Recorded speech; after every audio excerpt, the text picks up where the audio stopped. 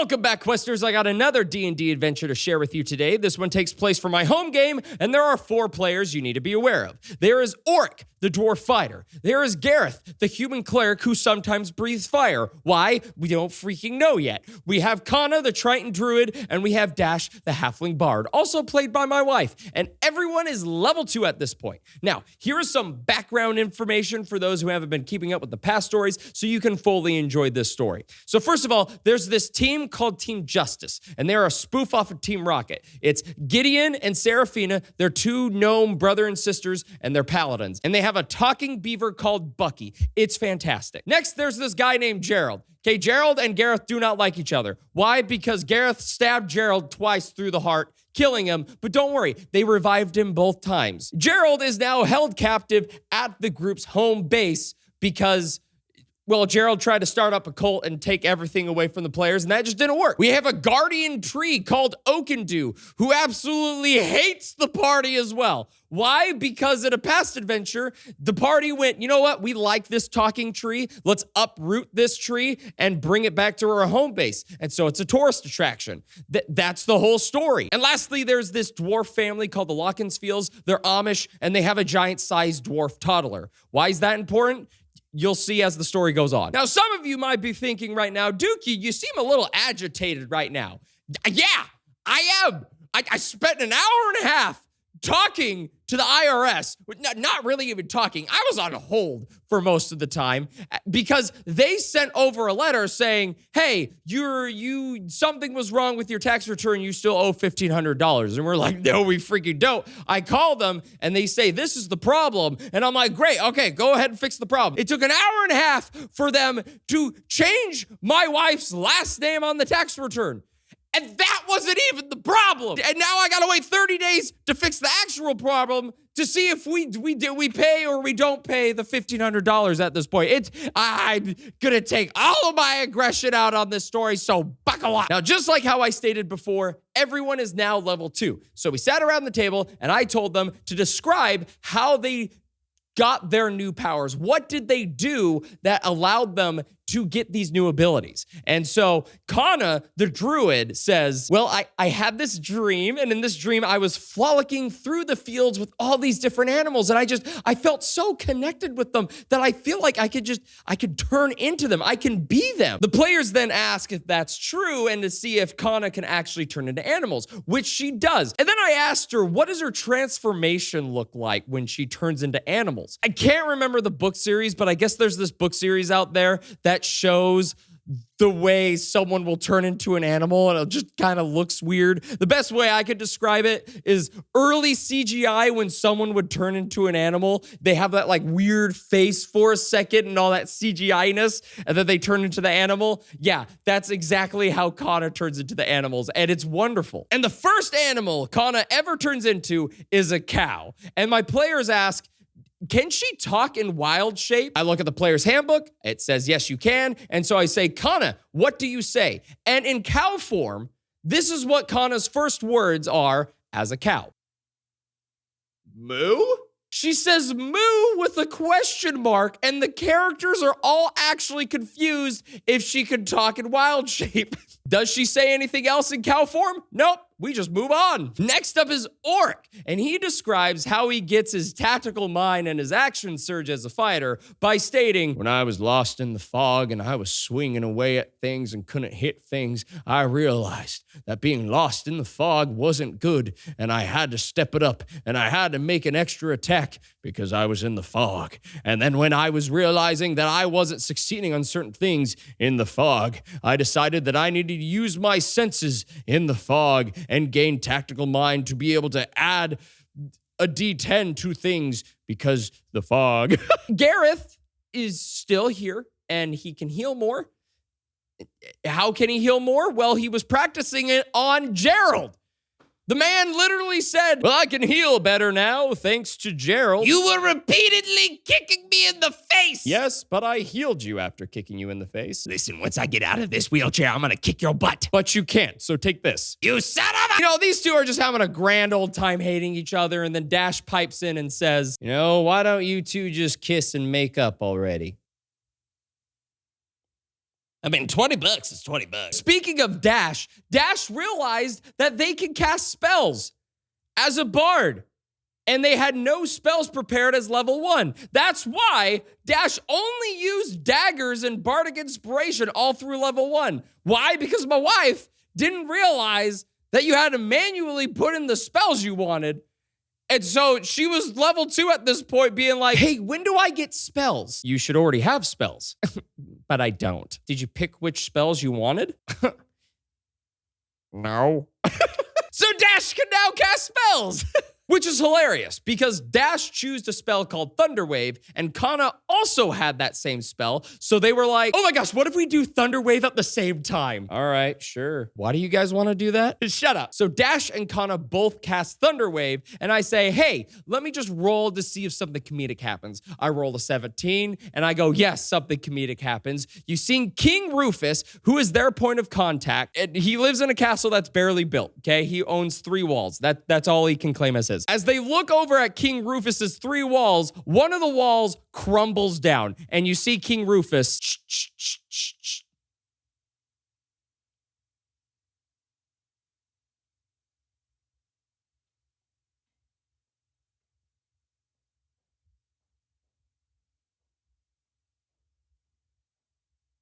And then Auric begins to cry because he's proficient in walls. And he's guarded the same wall for over 60 years. And he can't let walls crumble like that. So what does he do? He rolls a natural 20 to rebuild the wall, where he uses his tears to mix the instant concrete and begins to build up the wall for King Rufus. And then finally decides to make a little roof for him. Freaking Auric and his wall. So now we're at the main story. What's happening at their home base is they're seeing these Glockenspiels, they're seeing Team Justice, they're seeing the prisoners that they have, they're seeing that everyone is working on the land around them. They're pretty much trying to cultivate the land so they could start farming, planting seeds, and trying to, just build up their own agriculture. Wow, I said it. Good job, Duke. The main Glockenspiel dwarf comes up. His name is Gherkin, by the way, and says, we received this water wagon from the town over the mountain. They said they was a present for us so we could start cultivating the land. Now hurry up, grab some buckets, do what you need to start helping cultivate land. Go, now. Blah, blah, blah, blah. So you want to know what my party does? They tell Kana to turn into a cow and fertilize the ground. I'm done. That did not happen, thank goodness. Why? Because the party then got distracted with asking Kana if she could turn into a chicken and lay eggs, and so there was just a constant source of food, or if she could turn into a cow. And you know what? I'm not going to describe that next part. So after that whole conversation got done, Dash then goes up, grabs a bucket, fills it up with water, and then gives it to Gareth and says, throw that bucket of water into the air and I'm going to cast Thunderwave, and hopefully that blast will make all the water spread across the field so that we make our jobs easier. Well, what if I don't move out of the way in time? The blast is going to affect me. That's a risk I'm willing to take. So Gareth throws the bucket of water in the air. Dash uses Thunderwave. The bucket explodes. The water goes everywhere. And Gareth thankfully saved the spell DC, so he wasn't affected. But this is what Gareth saw when he turned around. Whew! Oh, made it. Oh, man. Could you imagine if something bad happened? Why are pumpkins attacking everyone? I failed to mention that this session took place on Halloween Day. So, I mean, what else would you expect? So pretty much what happened was Dash's Thunderwave caused the ground to stir in such a way that these pumpkins started to come out of the ground. They sprouted these vines and they started to attack. I used the stats for blights, but, just made them look like pumpkins. So there are 4 different pumpkin blights that I used for this encounter. There are 5 fire-breathing twig pumpkins who are attacking Oakendu. There are 3 needle pumpkins who are attacking the House of the Glockenspiels. We have 2 vine pumpkins who wrapped up Team Justice and are using them as weapons. And we pretty much got a tree blight, and it's a huge creature, but it's just a big pumpkin. And that's going right towards the party's home base. And with these different pumpkin blights, I decided to add a characteristic to them that would go against a certain party member. So for instance, the fire-breathing pumpkin twigs, those ones are immune to fire. So if Gareth uses breath weapon on them, it wouldn't affect them. The vine pumpkins are covered in this hardened mud, and so if you try to use any type of regular martial attack on them, it would do no damage. The needle pumpkins were immune to nature magic, so if Kana cast a spell on them, it wouldn't affect them. And the big big, large pumpkin, that one it couldn't be negotiated with. It had one main goal, and that was to destroy the home base. So if Dash the Bard tried to negotiate with the big pumpkin, it wouldn't work. And my poor players, they all decided to go to the ones that don't really affect them, so I never got to use any of the immunities. So we all roll initiative, and this is pretty much how combat goes. Dash goes first and decides to use color spray on the big, large pumpkin. Well, one thing about blights is they have blind sight, so color spray was supposed to blind this pumpkin, but blind sight makes it so you can still sense what's around you, so it doesn't really work, and the pumpkin just still keeps heading forward. Dash then inspires Gareth. Why? Because Gareth just needs all the help at this point, and then goes on to kill one of the twig pumpkins. Kanna's up next. She casts Fog Cloud on the needle pumpkins, but that doesn't affect them because they have blind sight, so they're able to still sense what's going around even though they're blind. So she turns into a wolf, heads over to one of the vine pumpkins, and immediately gets hit with Seraphina. So what I did with the vine pumpkins is when the vine pumpkins attacked, they used Team Justice as their weapons. So any damage dealt to the players, the Team Justice also took that damage. So their whole goal is to stop the pumpkins, but to also stop Team Justice from pretty much dying. Gareth then goes over to the other vine pumpkin, swings and misses. The pumpkin then swings with Gideon, hitting Gareth for half of its health. Holy crap.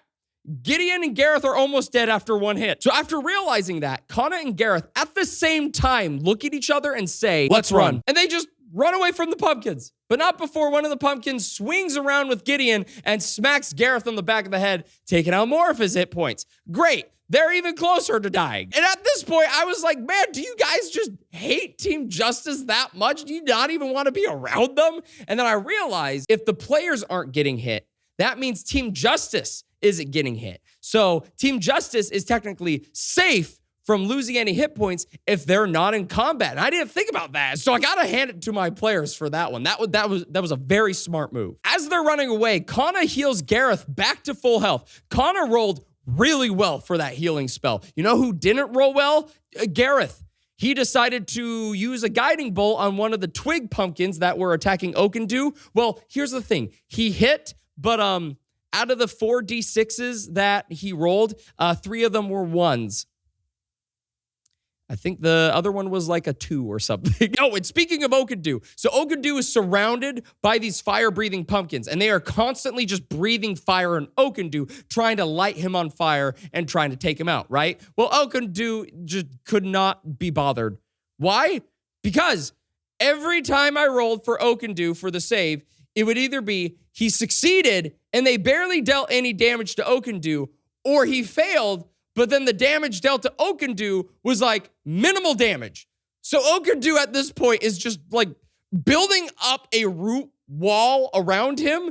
That way the fire just stops being a bother to him. Nothing is going the way I thought it would be going when I planned out this encounter, especially when we get to Oric. Y'all thought I forgot Oric in this story, right? No. What Oric was doing was still repairing the wall for Rufus, and he sees this big old pumpkin making its way towards the home base, and Oric is like, you stay away from my wall! Oric, the fighter, decides to take on the big pumpkin by himself.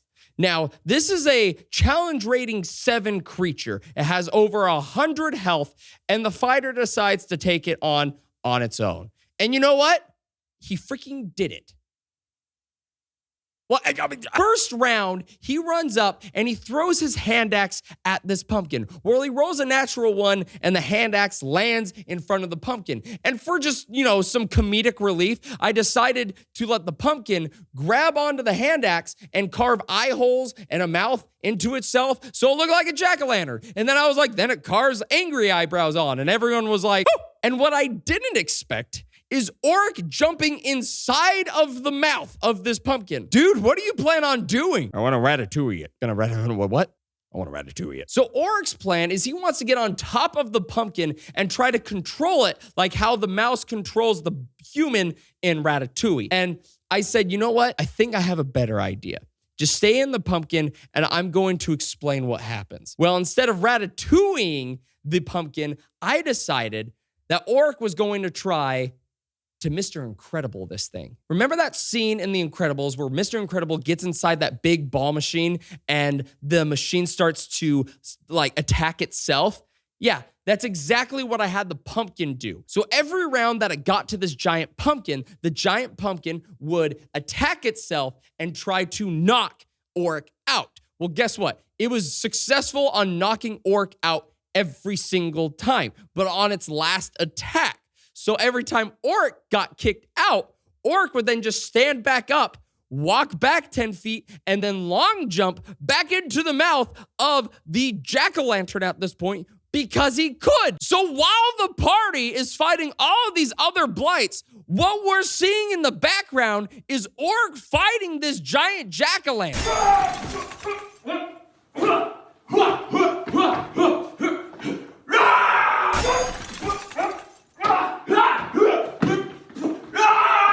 And that's just happening round after round after round until the pumpkin takes itself out. I then ask Oric how he decides to take this pumpkin out. And he goes, I take out a lit torch, throw it in the middle of this jack-o'-lantern, and have it catch on fire. Now, as the last vine shoots into itself, I want to get on that vine, and as it shoots out of itself, I want to majestically be set down in front of it. As behind me, we see a giant jack-o'-lantern, and as it crumbles down, I want the gods to sing, and that I am just so great. Oh, you thought that was the end? No, it wasn't, because on the next turn, Oric goes, I then go over to the Lockensfield's house, open the door, and let the giant child dwarf play in the guts of the pumpkin. So now we have a reoccurring joke that whenever there's a pile of something, the giant child dwarf gets to go play in it. So right now, it's played in tar and pumpkin guts.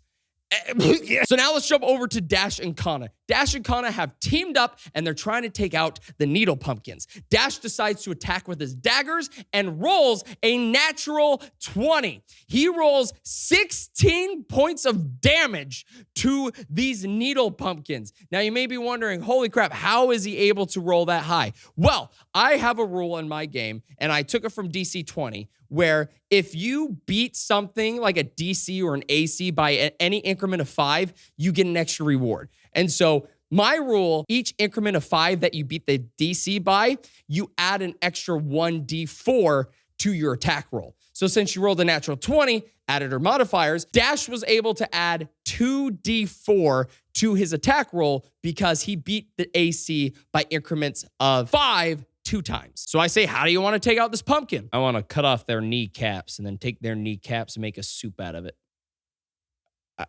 I want to sleep on the couch tonight. At the same time Dash was attacking, Kana attacks the last needle pumpkin and hits it, killing that one as well. And how she described it was, yeah, so I want the needle pumpkin to get right to the house of the Lockensfields, and as it gets right to the house, I want to take out my trident, and I just want to go around the corner and stab it in the head.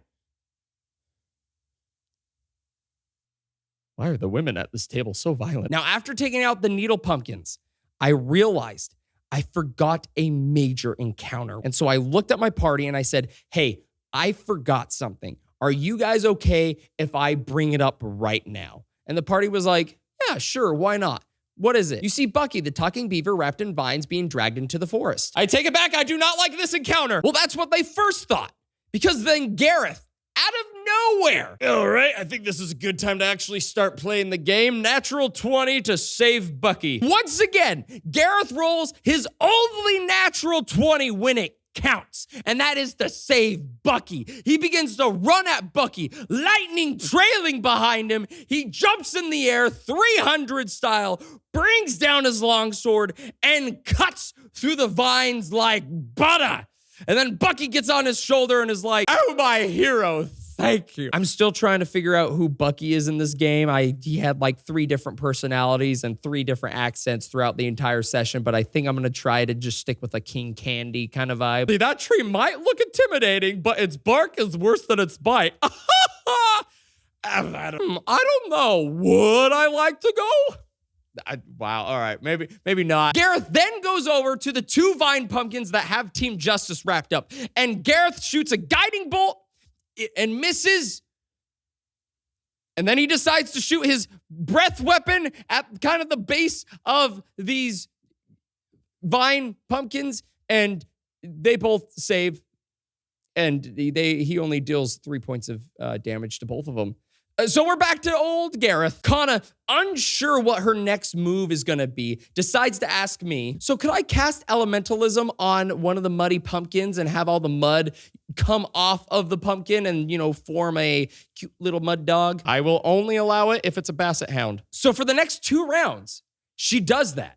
And mind you, I made the pumpkins roll a save to see if the mud would stay on them or not, and they both failed. In a shocking turn of events, Kana was able to get around this resistance or immunity that I gave these pumpkins and made the pumpkins open to all attacks again. Like, great job to Kana. Gareth and Auric then come together and take out the 2 vine pumpkins, saving Team Justice. Then the entire party goes over to Oakendu to go save him and begins to take out the fire-breathing twig pumpkins, which they do with ease. And now, here's the funny part, okay? So they take out these fire-breathing twig pumpkins, and they're looking at Oakendu like, hey, Oakendu, yeah, we saved you, buddy. Yeah, we did it. Man, you must be so grateful for us. Yeah, you must be just so lucky to have us in your life. Like, they would have burned you down. And then my players ask me, how does Oakendu respond to this? Well, we have this deck of cards, and it's pretty much a D20 in card form. Well, I decided to draw a card, and I drew a natural 1. So Oakendu, hearing this, is like,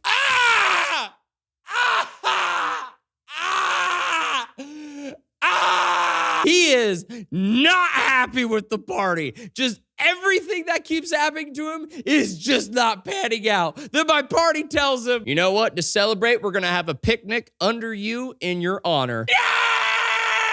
They're just making it so much worse for Oakendu at this point. Literally, what is happening with Oakendu? Frick, he might become the BBEG for all I know. So my players successfully completed this encounter in such a way that I wasn't expecting. I mean, Auric taking out a CR7 creature all on his own at level 2 is insane. Mind you, the creature was attacking itself and dealing major damage to itself. But that's cool. That was really fun to see.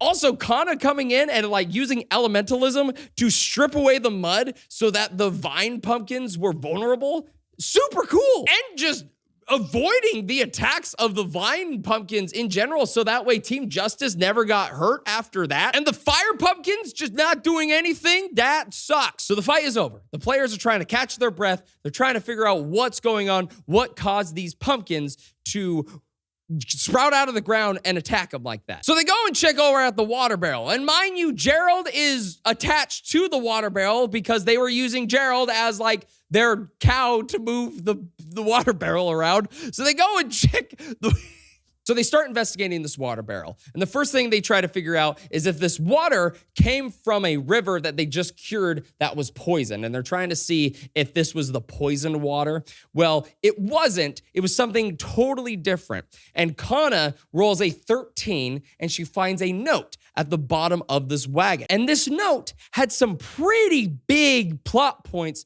for these characters. And they just didn't react to it. In that moment, they all just forgot what their backstories were.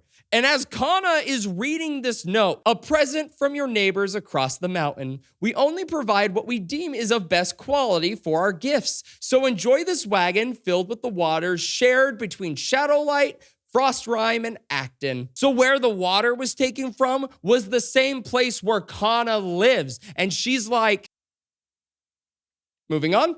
I hope those from the Ember Path didn't damage the wagon during its travels. Auric is a part of the Ember Path, and the Ember Path went out on a mission, and Auric stayed back because, guarding walls was his thing, but the Ember Path never came back. So he's like the only sole survivor. And so when it says that the Ember Path delivered this wagon, Auric is like, wait, where was the water taken from? Auric got so hyper-focused on where the water came from that he just totally missed his backstory part. And then I let him know, hey, read that part again. And they said the Ember Path. And he goes, oh, cool. Oh, it's right there. Found it. Anyway, Kana finishes reading the letter and it says, yours truly, the Judge of Oakencrest, which Oakencrest ties into my wife's backstory. And you want to know what she did? You son of a, why'd you bring up that name? Anyway, as they get done reading the letter, I described that they start to hear this bonking sound inside of this water barrel. So the players decide to investigate. Gareth goes up to the top of the water barrel, opens up the lid, looks down, and sees a trident in the water. I then look over at Kana and say, hey, Kana, which sibling would you like to introduce to this campaign? Oh, you know what? I'm going to go with the youngest one. Her name is Lily, and she kind of has this like frazzly orange hair that kind of goes everywhere. She looks up to me a lot, and so she also has like a lot of jewelry and everything. So in like Triton years, she's probably around, like 11 or 12. Okay, great. She's unconscious. What? So Gareth sees Kana's sibling in this barrel, passed out. So mind you, how does a Triton pass out in water? That was kind of the big question that came from this. And so Gareth picks up Lily, Kana's sister, and says, hey guys, I need help. The party responds with,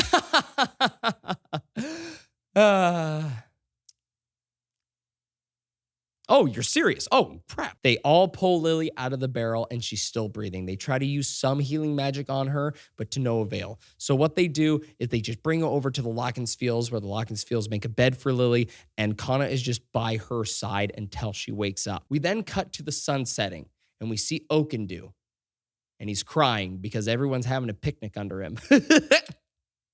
What kind of laugh was that? As they're all enjoying their food under Oakendew, Dash is getting a little bit anxious at the name of Oakencrest being brought up. Auric is sitting under that tree thinking about his brother, who was a part of the Ember Path, and thinking to himself, is he ever going to see his brother again? Gareth can't sit still. He's not satisfied with what has just transpired. He's thinking that something more has to come from this. And so he heads back over to the barrel. And as he begins to investigate the barrel, he goes back into the barrel. And what he sees inside of the barrel that he didn't see before because of Lily is a portrait. And of that portrait, you see Gareth. And behind him is this ghostly figure. And this ghostly figure is someone that Gareth knows very well. It's his lord that he used to serve and is searching for him. And Gareth is standing there looking at this portrait, and he thinks to himself, I don't ever remember this portrait being painted of us. He then hears another voice in his head. I don't remember either. Gareth. We'll tell you who we heard in the next story. Bye-bye.